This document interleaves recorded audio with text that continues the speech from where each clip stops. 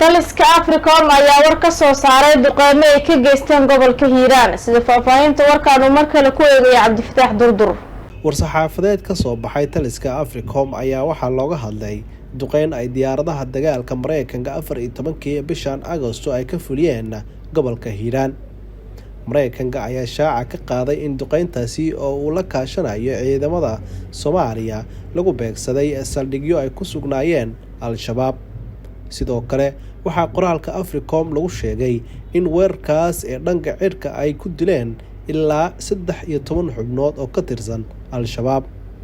qiimeynta hordhaca ah ee taliska ayaa lagu sheegay in duqeynta lagu dilay 13 ka tirsan Al-Shabaab isla markaana aanay jirin dad reyd ah oo duqeyntaasi ku dhaawacmay ama ku dhintay ayaa lagu yiri war-saxaafadeedka ka soo baxay taliska ciidamada Mareykanka ee qaaradda Afrika.